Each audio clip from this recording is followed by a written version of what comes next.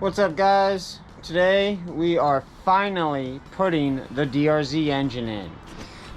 Going into this bad boy right here, 2017 SM DRZ. Here is our motor. Ooh, looking so good.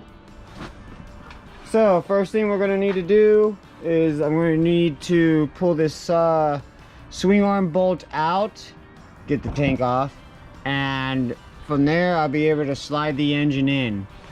It is easier to do two people with this, putting this bolt through and everything, because it's gonna want to move around on you quite a bit. So I would suggest having two people with this. We'll see. Alright, so first thing I want to do is remove the gas tank. Get that guy out of our way. We'll remove the subframe. Get that guy out of our way.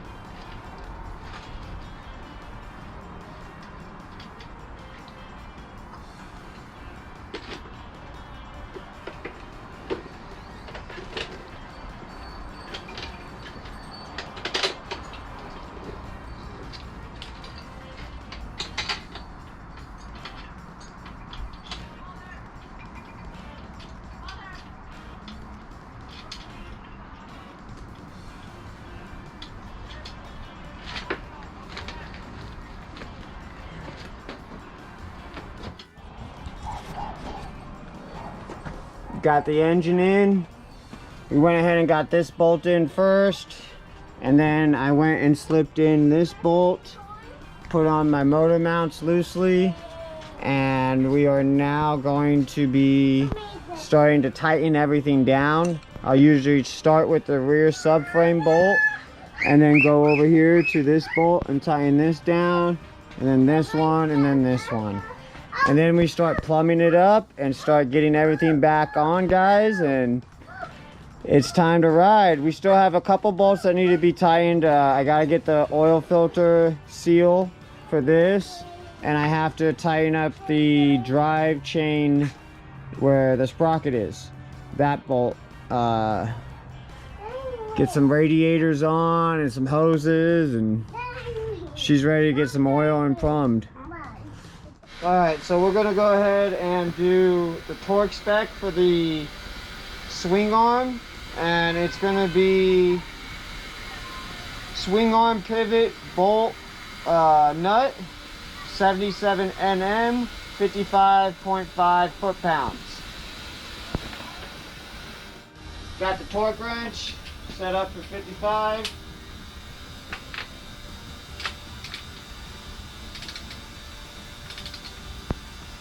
Make sure you get all your bolts in for your motor mounts before you start torquing any of them. That would be my suggestion to you. Alright, sorry guys, battery died. We got the motor mounts on. All of them have been Loctited with this Loctite orange gel, high strength, but it is removable. So that has been done on all the bolts to the engine for the motor mounts. And we put the coil pack on. We have this hour meter that we're going to be using to keep track. Everything's dusty because it's been a while since I cleaned it. Got re-dusty again, but whatever. We'll clean it once we get it all done. Give you guys a different angle now. Putting the carburetor on.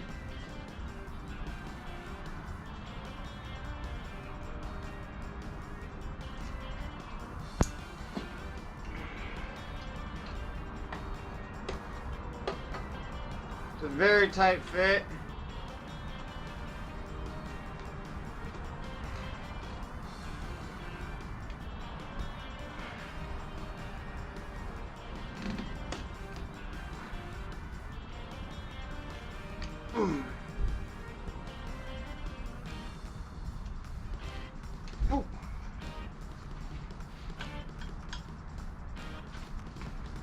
Alright, there's two notches on the rubber for the carburetor to fit in.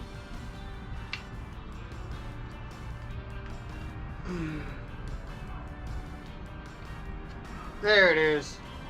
Make sure that clamp is really loose because it will fight you. But you know when it's seated because it's all the way. After that, go ahead and tighten it down. And then we'll work on the throttle cables from there. Make sure to push on the carburetor as you're tightening to get a good, nice seal. Unfortunately, I'll be putting the stock engine guards on for now. So my old bike, my son named Polar Pop. Because I always had Circle K Polar Pop. I even have a bag especially for my Polar Pop when I go to work. Because yes, I ride my bike to work every day. So, I believe San Dimas or Laverne, something like that, in that area, had plastic Polar Pop cups, which are not very good. I really like the styrofoam. I know it's not the greatest for the environment, but it does keep the ice cold longer. And from someone that works outside, if you just want a cold drink when it's hot, dude, having ice is $1,000,000. So, with that being said, I was able to get me one of these plastic cups. And we're gonna call this bike Polar Pop 2. Polar Poppin' 2.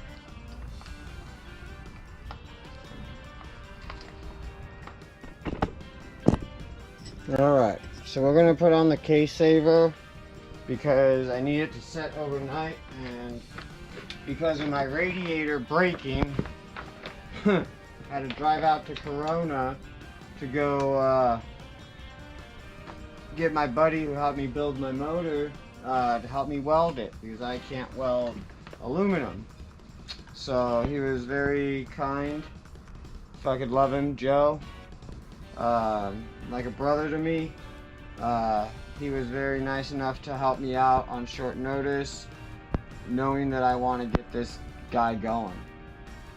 So the one thing I do suggest with any DRZ 400 is a case saver. I use this stuff, Right Stuff, on mine, and all I do is just give it a nice little layer around it like that. And it's worked great on my bike for 3-4 years. Make sure you're in the right way when you go to put this on.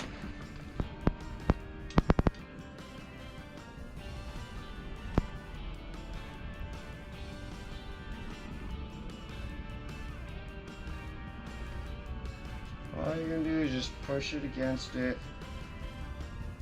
nice and tight.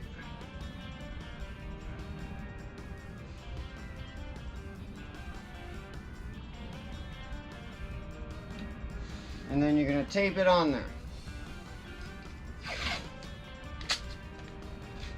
The tape will keep it in place overnight as it dries.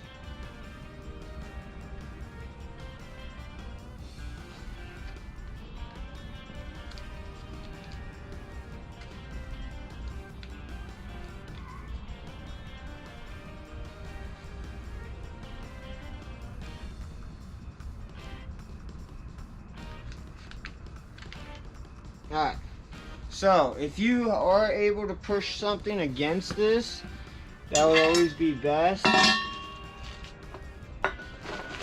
Not all the time does everyone have something that they can just prop against it. When you prop against it, make sure you put it back where you want it exactly, because it will move a little bit. But I'm pretty happy with that. That was set overnight, and that'll be good to go. That's exactly how I did the other side as well. Alright, let me get the radiators back on. Hopefully it won't go as bad as it did last time. And I'll actually get them on.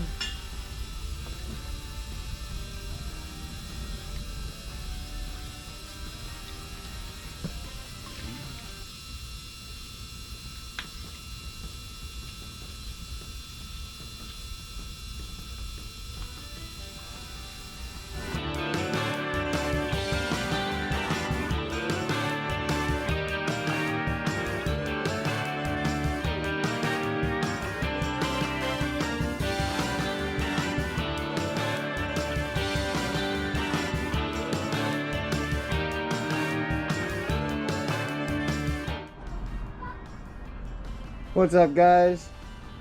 So I had a couple dead batteries, so I wasn't able to film everything, but we got the exhaust plumbed and ready. The radiator's back on now and welded at the bottom down here. Everything's all tight over here. There's a few sensors I put on. We got the clean air mod, and so the top one comes up and over the frame right here and comes back into the top, and then the bottom one goes up and over right here and then back into the motor over here. This is for when you're doing wheelies. It makes it to where the oil doesn't go right into your air filter. So it's getting there little by little. Got the oil lines plumbed in as well. I still need to put the drain plug in, but we got that guy on. I'm painting the little bracket that holds here. Sometimes I feel like I take 2 steps forward and go 1 step back when I have to remove something that I already put on because it's not quite needing to go on yet, but I jumped the ball. Got the clutch all put on. We're starting to get the wiring done. Next would be the voltage regulator with the free power mod. If you haven't done that, I definitely suggest you doing that. That is something that needs to be done. So hopefully we get all this done tonight and we'll maybe be able to ride it tomorrow. Got the air box, the air filter back on. We're going to get the air filter on. We got it all nice and cleaned out so that no dust or debris got pulled into it, which there was a little bit of debris. I mean, not debris, but a little oil from the previous owner. They didn't do this mod that I'm doing. Little dust, but nothing major. So we already have the 3x3 mod up here, so that's going to be good. So hopefully tonight, guys. All right, so we're real close. Still have to do a few more things, but I'm getting the wiring set up. Wanted to bring you guys in. I have this wire going all the way up to the switch. The switch is going to get connected into the key. When the key gets turned on, they'll give power to this wire, which will come up to the switch. You hit the switch, activates the relay, which turns on the blue lights.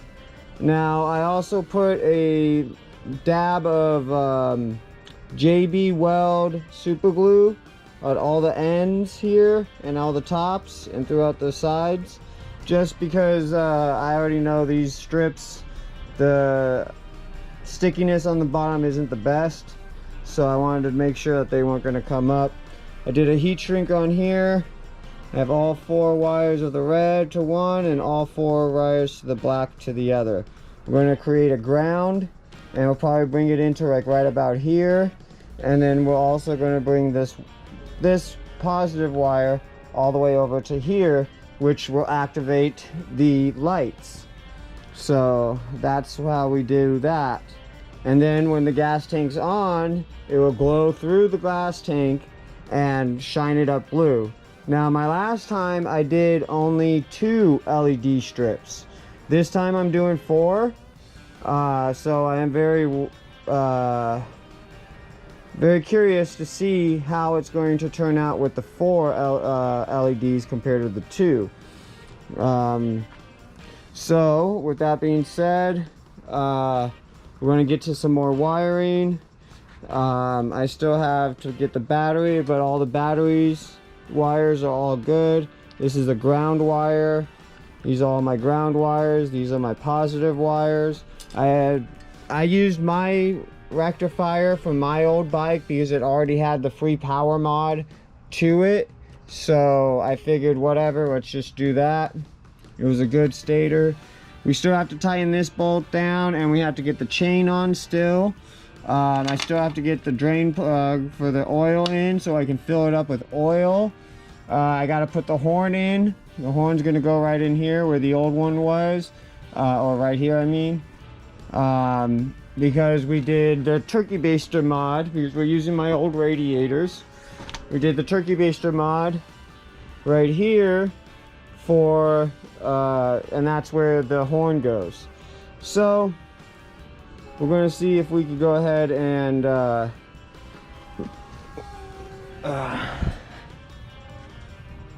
is real close. See if we can get that up a little bit. I did put some double-sided tape on this, but it's not really staying. I'm very, again, unhappy. I would love to get this on there, because her name is Polar Poppin'. So all the other wiring is almost done. We still have to wire in all the rear brake lights and all that still, so that's not too big of a deal. Those are the wire right here, and I'm almost debating on just putting mine on there, my bracket, but I do like the stainless steel one. It's a lot stronger than the aluminum one. Doesn't have the DRZ in there, but we'll see. We still have to change out the tire to this one. Still have to get the case saver on there, but the air box is on. Everything's looking good so far, I have to admit. Got the oil filter. I gotta put oil in it still, because I want to do some oil in it before starting it. So I got all my throttle cables going down this side this time. Usually it's on the other side and they swoop in and come in this way, but I prefer them all on this side. Hopefully very soon we'll be putting this front valance on, and right after I get this figured out, but I have to put power to the bike to be able to figure out that wire. So I figured we'll make the ground go here, and we'll make this power wire go all the way over here, and then we will go ahead and hook up the power to there, get the drain bolt in. We still have to get the skid plate on, the engine guard, and the horn. So those are the last few things. And oil, radiator fluid, still have to put that in. Alright guys, we are just about to start her, but I can't because it's so late. But we got oil in, we got the radiator. Alright, we got us a runner. Gosh, she sounds good too.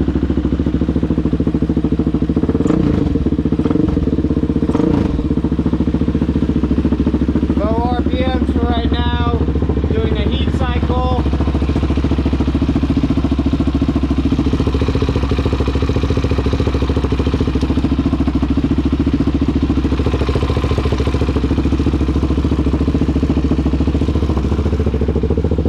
Gotta burp the system with the radiator.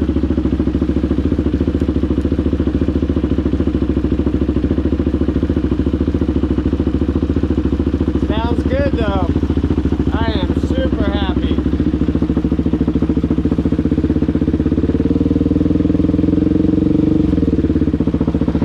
Got my RPM gauge right here.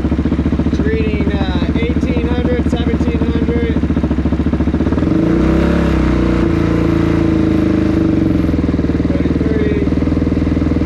I want to keep it at 24, 25.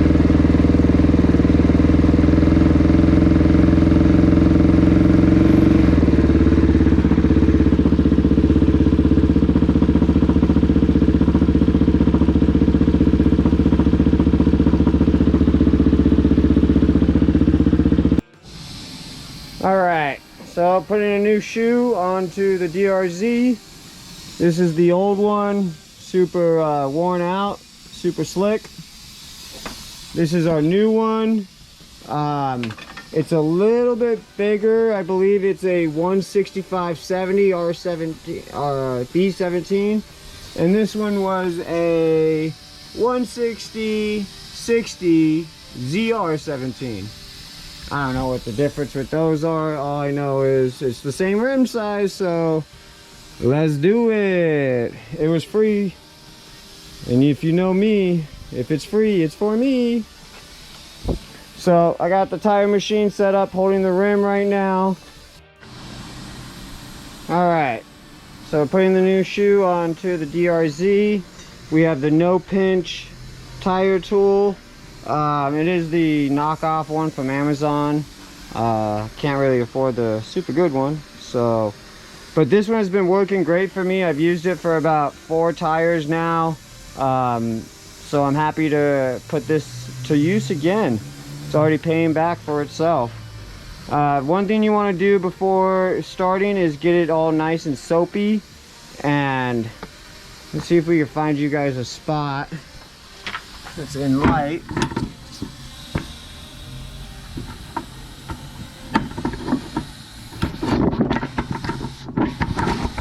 Work with what you got sometimes. Alright, that should work for you guys. And then we'll also put this light this way.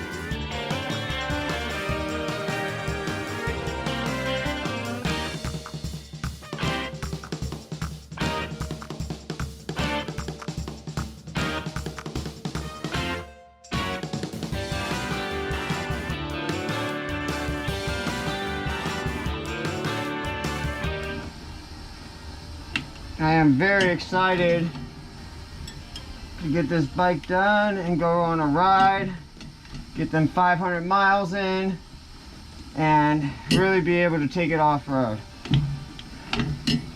I would really like a break-in period of low RPMs before doing some crazy off-roading. But there it is, pretty easy. Don't forget your spacer. That thing does come off sometimes. Alright, we got the new tire on it. We're putting on our sprocket. I got these bolts and nuts from Spec Bolts, locally based in San Dimas.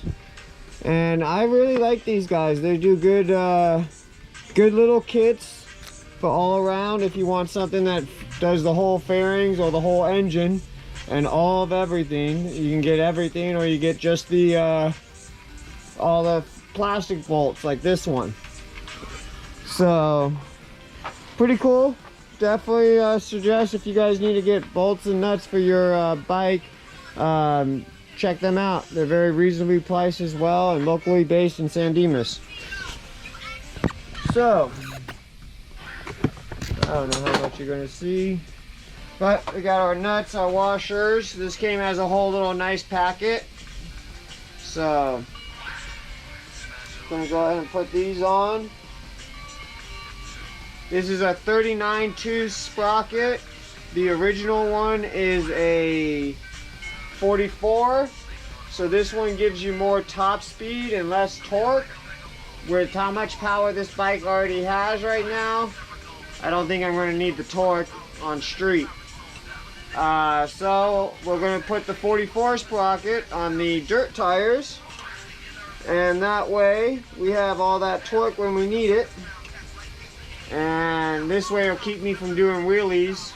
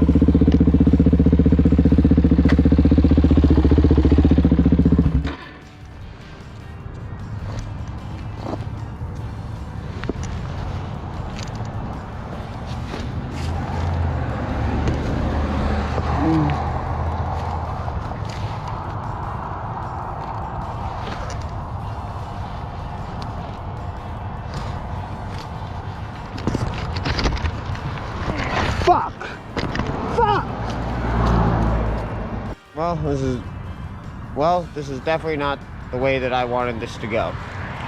To go out on a first ride, actually, other than just sitting on stand and running. And we got a small little hole right there. So I was able to shut it down before it got hot. The fan didn't even kick on. I was changing carburation in the carburetor, the air idle screw, and I noticed the leak. So unfortunately, not what I wanted. It was fun riding a little bit. So thank God I was able to shut it down. Way too much money in this bike.